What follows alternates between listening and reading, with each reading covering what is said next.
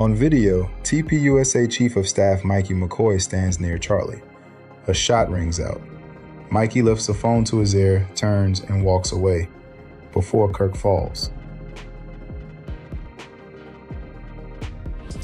And I want to thank the Turning Point USA board and my husband's chief of staff, the amazing Mikey McCoy. Or Charlie Kirk once referred to Mikey McCoy as his brother in spirit.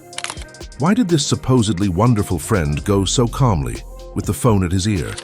Shortly after the startling incident, Charlie was suddenly harmed. Mikey was behind the tent when Charlie got shot, and Mikey, in less than a second, does something that I find to be quite strange. He puts his phone to his ear, and he begins a conversation. There's newly surfaced footage that's sending chills across the internet.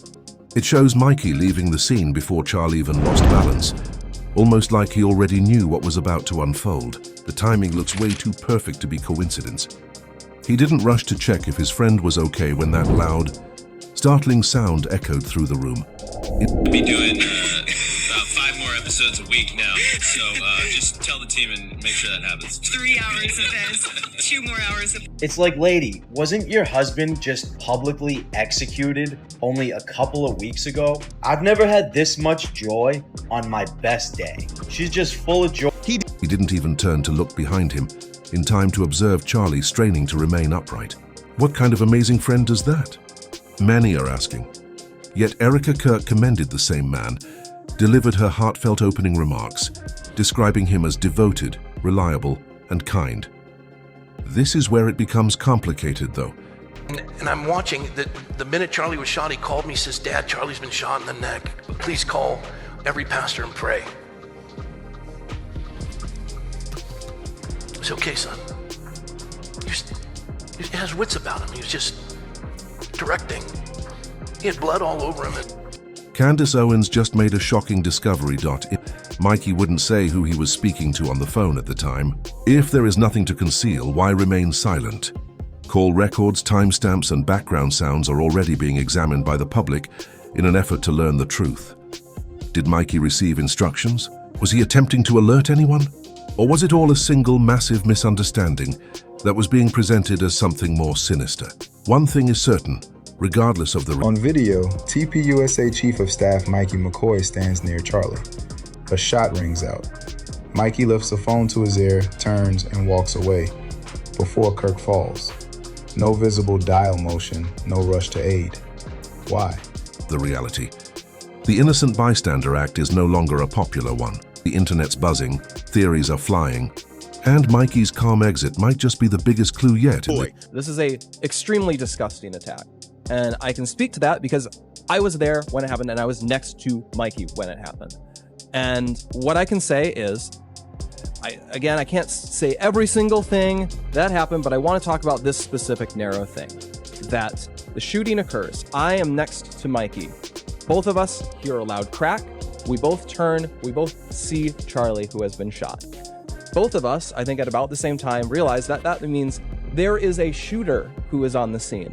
And you just hear the crack, so you don't know, did it come from far away? Did it come from close? Is there a mass shooter unfolding right now? So I and him both had the reaction of, let's get out of here before we are both shot. That is not us abandoning Charlie. Charlie had a security team. They all leapt immediately into action.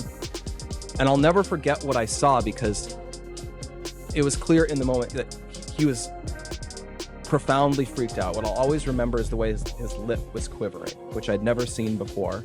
And you very rarely see from someone that he was freaking out. And then I think he literally said to me, I might be imagining this, but I think what he literally said was, he was looking around and then he says, I need to call Erika. And then he takes his phone and he begins calling Erika. I put that phone away and then he immediately calls his dad. He calls Rob McCoy and he says, "Dad, someone shot Charlie. You need to call all of your pastor friends. Charlie was hit. We need everyone to pray." This tangled mystery.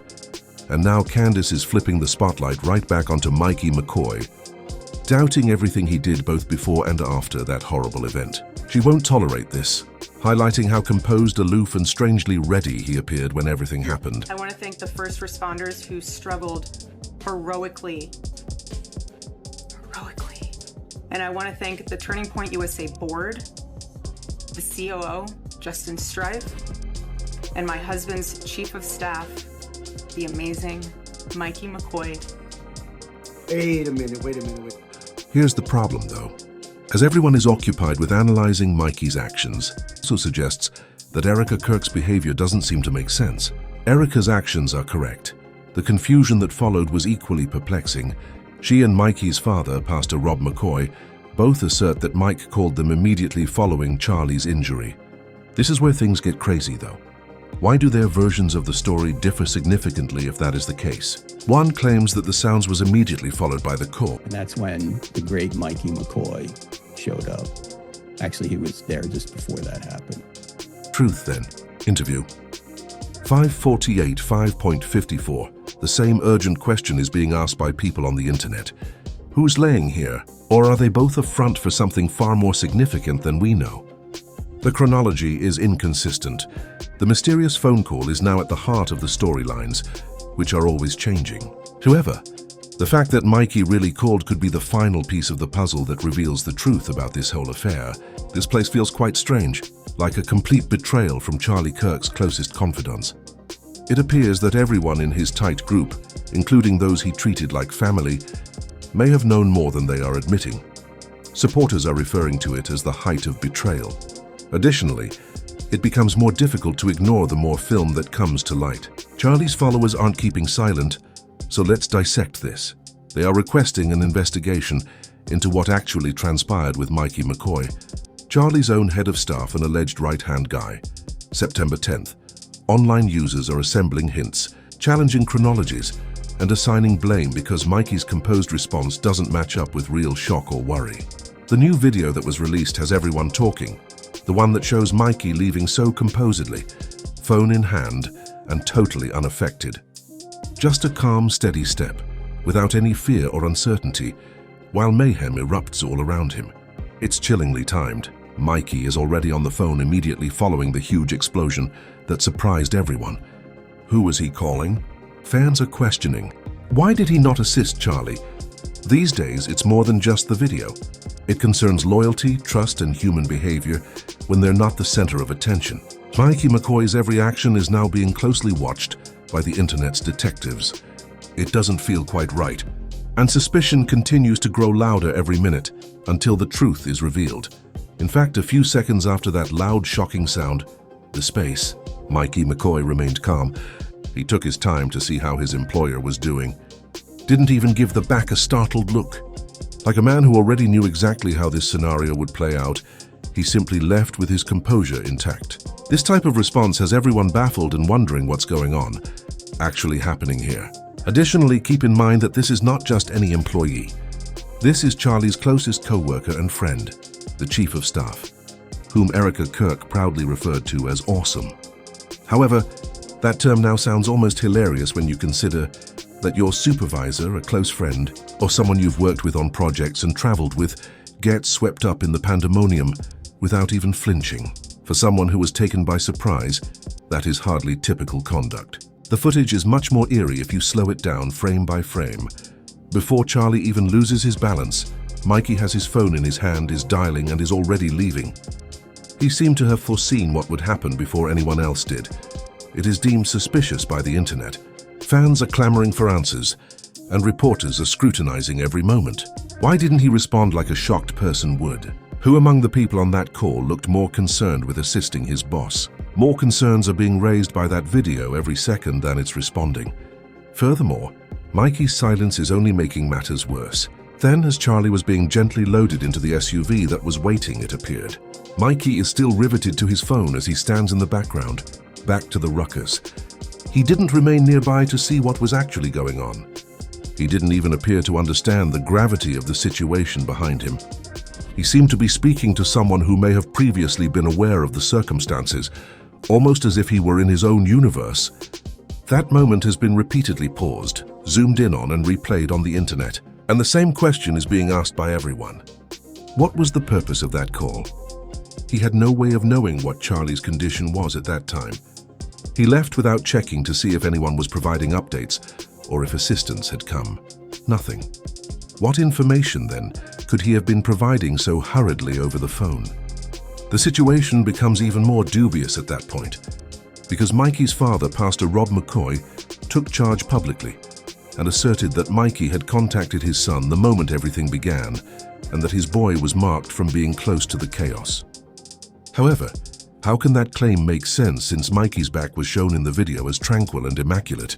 People are also claiming that the entire covered in blood story may have been fabricated to make Mikey appear more like a hero as opposed to a spectator. These contradictory tales just don't seem right for some reason. Calm is depicted in one video. Panic is screamed by another story. Which version is authentic then? Because there are currently too many comfortable half explanations that seem to obscure the reality. According to reports, Charlie was hit close to the neck. Here's the problem, though. Numerous eyewitnesses have already come forward to state that the story is untrue. There was absolutely no visible blood on Mikey McCoy, according to those who were there. Close enough to witness everything. It also makes logic. Given that Mikey left before Charlie ever lost his footing and never returned, how could there have been any? The video supports it wholeheartedly. Everyone is now questioning why someone would lie about something that is so simply demonstrated to be untrue. Why would well-known public figure Pastor Rob McCoy include such a dramatic detail that obviously doesn't correspond with the footage? Was Mikey portrayed as a traumatized witness rather than someone who may raise suspicions in order to win over the public's sympathy? Because it feels just like that. But it gets stranger just when you think it can't. Charlie's widow, Erika Kirk, took over and provided her own account of what happened. According to her, Mikey called her immediately after everything occurred. We now have two distinct accounts, one from the widow and one from the father, neither of which is consistent with the video or with one another. The New York Times then published an interview with Erika on September 21st, and what they reported just made things more confusing. What actually transpired during those crucial moments and who Mikey was actually speaking to when that enigmatic call got through were further doubts generated by her statements. In an interview with the New York Times, Miss Erika Kirk claimed that at precisely 11:23 a.m., she was sitting in her mother's Phoenix hospital room when her phone rang with the familiar name of her husband's lifelong helper, Mikey McCoy. She claimed that even before he talked, she had a gut feeling that something was seriously amiss the instant his name appeared. Then she heard Mikey shouting over the phone in a panic, "He's been hit." She says she can still hear those words in her mind. However, this is when the narrative becomes unclear. Erika and Pastor Rob McCoy both claim that Mikey called them shortly after the incident, separated by only a few seconds. The issue is that neither of them has ever brought up the possibility that it was a group call of some sort. Therefore, how could both of them have simultaneously received that important message? Precisely when? Stranger still, their versions don't line up. Mikey yelled that he had been hit, according to Erika.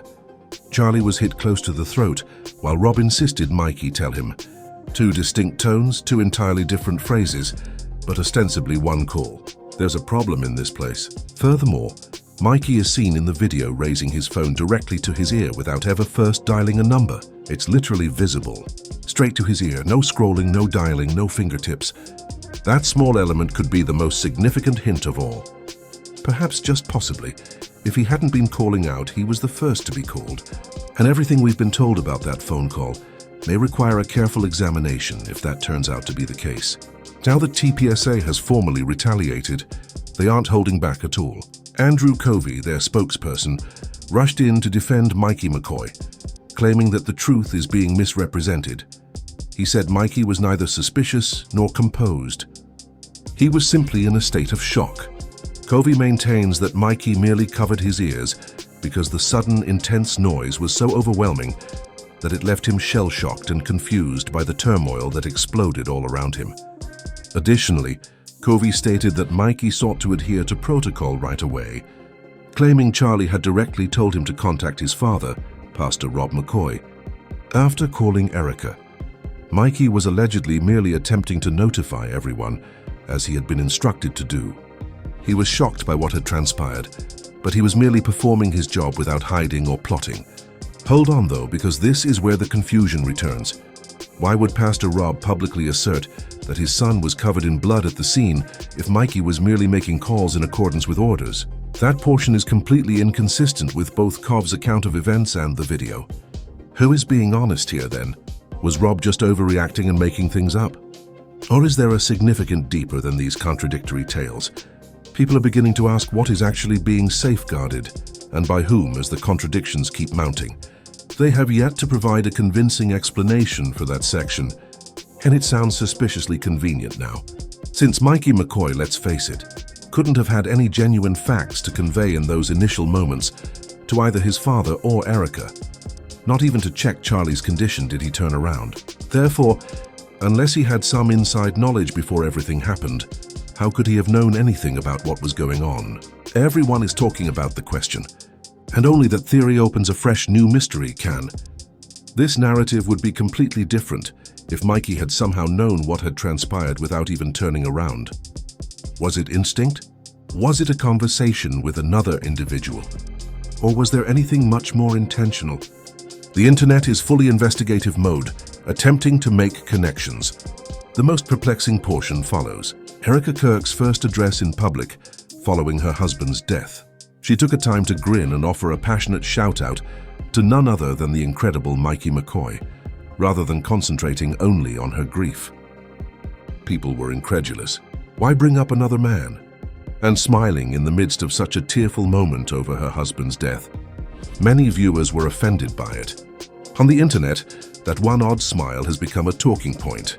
Some refer to it as a red sign, while others term it misdirected thankfulness. In any case, it made an already complicated situation much more tense. In a recent interview, Frank Turk, presenter of Turning Point USA, went one step further and referred to him as the legendary Mikey McCoy. Everyone was taken aback by that praise.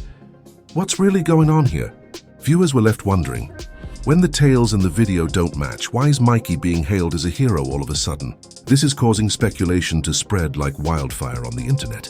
Though there are many theories circulating at the moment, one in particular is gaining significant popularity. People are beginning to suspect that Charlie may have been internally deceived by the numerous individuals whose reputations and careers were based on his name.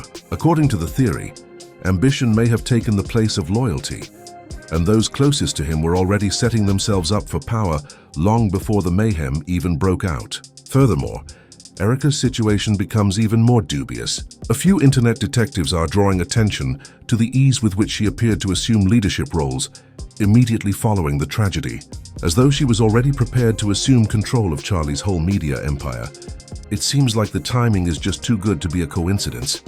One tweet from X, formerly Twitter, is currently going viral and is constantly being reposted, analyzed and discussed. According to others, this widely shared thread may ultimately explain everything by tying together Mikey's odd composure, the compliments, and the timing. This story has the potential to become one of the largest scandals the movement has ever encountered, if its allegations are accurate. Thus, that former user's widely shared article plummeted a shocking idea, asserting that Turning Point USA had supposedly become a trading business with influence and a full-fledged money pipeline. Charlie eventually realized what was truly going on behind the scenes and was about to reveal everything, according to the Post. According to reports, he was getting ready to speak out to highlight the extent of the ties between the political power brokers the organization and its funders truly ran. Here's the twist, though. According to the Post, Charlie's abrupt change of heart was viewed as a serious threat because the majority of the well-known contributors and senior personnel were already aware of it. His alleged public remarks and change in allegiance contradicted what these. The foundation of the entire business was shaken by the contributors' support. This theory explains why tensions behind the scenes erupted so quickly, if it is even partially accurate. The key question is now being asked. Did Erika Kirk and Mikey McCoy know more than they're admitting? Were they merely spectators, or did they belong to something more profound, perhaps even influencing the story after everything happened? All of this is only conjecture at this point, but the more research done, the more it appears that each important person had a role to play and may have even known when to leave the stage. What are your thoughts regarding this theory? I promise you that this narrative is far from ended, And you'll want to be here when the next episode comes out. So please leave your opinions in the comments. Hit the like button, share this video with your friends. And remember to subscribe. See you at the next.